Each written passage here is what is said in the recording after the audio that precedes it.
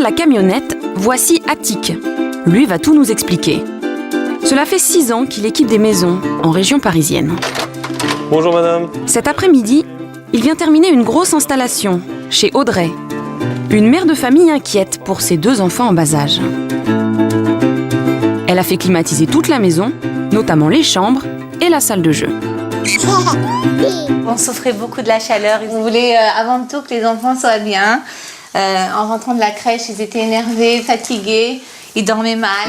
Les enfants dormiront bientôt à la fraîche. Restent quelques menus finitions. Mais alors cette clim, comment est-ce qu'elle marche ?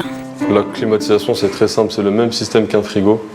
Donc ici, si vous pouvez toucher, les tuyaux sont complètement glacés. Vous avez un ventilateur juste derrière les tuyaux, donc qui vont souffler sur ces tuyaux glacés. Donc toute la fraîcheur va être propulsée dans la pièce. Et quand on démonte tout, voici ces fameux tuyaux. À l'intérieur, ce n'est pas de l'air qui circule, encore moins de l'eau. C'est du gaz. Un gaz très volatile qu'on transporte chez le client dans cette petite bonbonne. Un gaz qui a la propriété d'absorber la chaleur de la maison pour la rejeter vers l'extérieur. Un gaz que l'on appelle fluide frigorigène. Le fluide frigorigène sert à refroidir la pièce avec le système du compresseur, donc du moteur que vous avez à l'intérieur.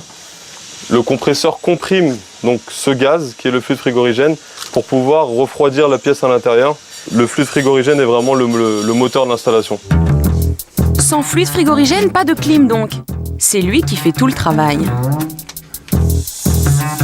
Avant la mise en service des appareils, il faut vérifier qu'il n'y a pas de fuite et injecter la bonne quantité de gaz.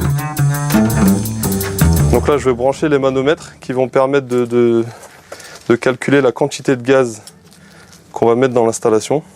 En moyenne, il faut 3 à 4 kg de fluide frigorigène pour climatiser une maison.